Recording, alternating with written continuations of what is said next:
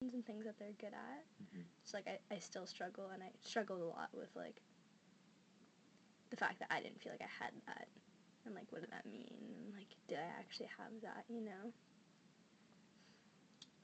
And I just came to realize that like you don't have to have these like so obvious things that you do that define you, you know what I mean? Like for me, like drinking tea and reading a book could be that thing that like surfing is for Ethan. Mm-hmm. It's just not like, you know, a sport. Mm-hmm.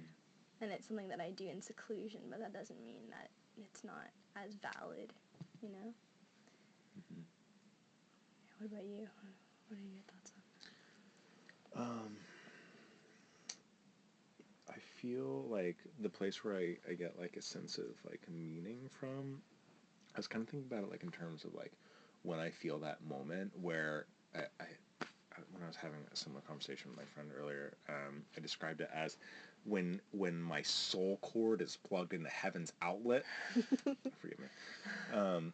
That like that moment comes sometimes when I'm writing music, and like there's kind of like this recognition of like, oh shit, and like I can like suddenly kind of like this huge idea that just kind of comes and like it like remakes the entire thing in just a moment.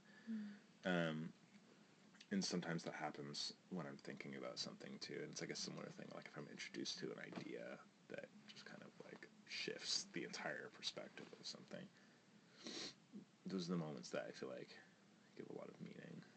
You know, like I kind of live for those. Yeah, like the kind of revelation-y type moments. Mm-hmm. Yeah, I feel like coming to college too, like doing drugs and like doing psychedelics, like gave me a falsity. Like I did a lot of mushrooms last year, and I felt like I was always almost touching that revelation, and it kept slipping through my fingers, and that was just like I was just like, is there a revelation that I'm trying to get to? Is it like a facade? Like, is it not real? You know? Mm-hmm. Like, so that just reminded me of that.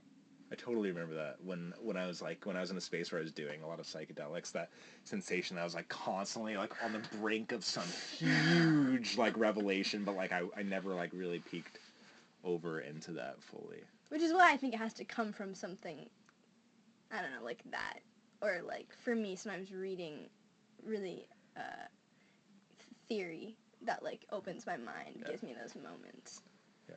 Maybe it's because, you know, you can't have that moment of truth when you're on a drug, you know, because drugs are, they fuck with your brain chemistry. It's not you anymore when you're on a drug. So you can't have your truth when you're not you, when you're not in your own head, doing your own thing, making your own thoughts. When something else is coming in and controlling your world, then how can you have those moments of truth or moments of epiphany?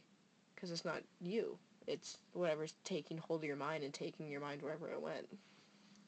But like it's like in indigenous cultures and stuff, like people would take psychedelics sometimes, like, and would philosophize, and like I feel like sometimes it really has led to like these spiritual kind of moments for people.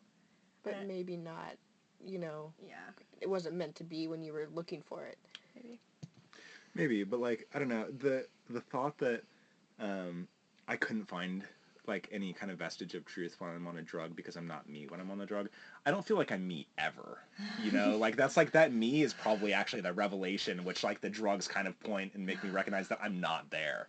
You know, it's like that's the untouchable thing, is actually like getting to that place where somehow I am speaking from the center of myself.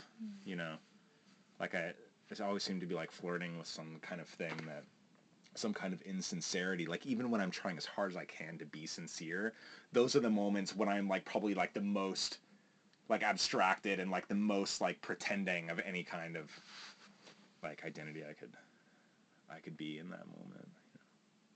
But doing that and making that choice is what makes you who you are as well. Is you. You know, making that choice to be, I'm going to be the most sincere, and like having this recognition that maybe I'm not all right here right now. That's just you.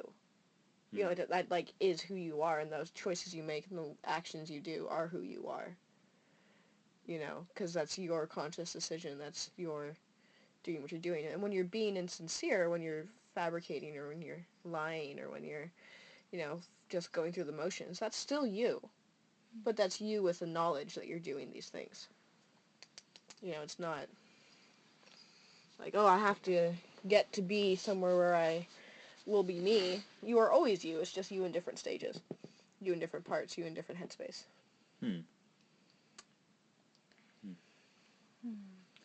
I find meaning in people.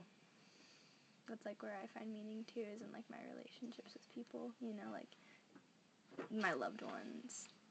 But then it's easy to lose yourself. Hi. Hey. It's, like, easy to lose yourself in those relationships, too, and, like, not have meaning in yourself because you're focusing on other people, So I think there's really something to be said about, like real, like, unconditional love with someone, like, kind of giving you, like, this feeling of, like, meaning because you're building this bond with someone, Like you said earlier, that, you didn't have a hobby or a thing or an identity, but your thing was reading a book and or like drinking tea. yeah. Well, yeah, but, like, that's something you do for yourself in your own time, so you can keep, you have your sense of self, you have your things you do in your moments of me time. Yeah. You can always have those moments of me time. Like, I was in a relationship with this guy for 4 years, and I lived with him, and, like, he was my whole world as far as, my time and my energies were spent. And looking back, that was ridiculous, but I don't regret any of it because it was more of my life. Mm-hmm. I had moments of me time where I was reading a book. I might have been, like, oh, where is he, whatever. I might have been, like, not in a happy headspace, but it was still my moment. It was still me.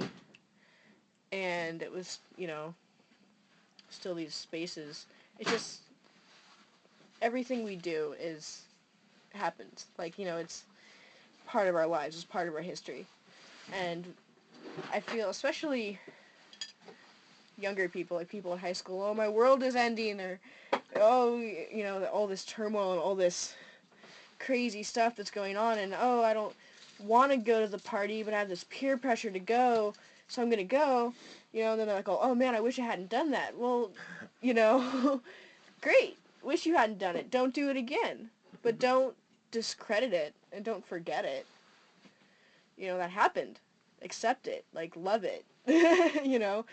Put it, that imperfect painting that you just couldn't get finished. Leave it unfinished. Leave it how it is. Love it the way it is, because it's how it's meant to be, because you couldn't do it any other way. That's a interesting thing, like the kind of, like, way that you talk about, like, accepting your life the way it is, because I feel like sometimes I actively take the opposite approach. Like, if I'm, like, working on, like, a piece of, like, music or something and I hate it the way it is, I don't, like, try to accept it, but, like, sometimes I'll make the conscious effort to hate it as much as I can. It's like, oh, I went to that party, I fucked up, I really regret that, I'm gonna do it again. And it's like going, like, through that space, which I don't really know why. Like, it's something I've been thinking a lot about recently, but, like, that seems like a really, like, inherently meaningful thing to do, because it almost kind of makes my life into more of a joke. It feels like, I'm like, I don't have to, like, take it quite so serious, like, oh, I had this negative experience, like, respect of that, but just, like, playing with the space and, like, the intensity of how much I can feel, which so often comes from, like, a negative reaction to something, Interesting. That's funny. That's funny because, like, I don't know, sometimes when I'm, like, at a party and I'm having a really terrible time or I'm feeling really socially awkward, I just imagine that I'm, like, what's it called? The protagonist in, like, a really uncomfortable, cringeworthy comedy show. You know what I mean? And just, like, my head is the commentary of the show. It's, like, what you would be hearing. It's, like, oh, that, yep, I did that. Just, like, make it as uncomfortable as possible because it's already there, and just laugh at yourself, kind of. So I relate to that. Yeah, but, like, you make it a funny, like, in that moment you're laughing at yourself. Trying to. You seem to, like, dread it and then, like, hold on, let's try that again. Let's see if I can dread it again. Yeah. Which becomes funny somehow. Yeah, which but later, but not, like, in the moment. Yeah. Like, yeah. It's interesting to see, and that's what makes people different. That's what makes people unique, is how they go about life and handle situations. And And you can never get in someone else's head. No. You know, Walk a mile in their shoes. Yeah, you can walk in their shoes, but you can't walk in their head.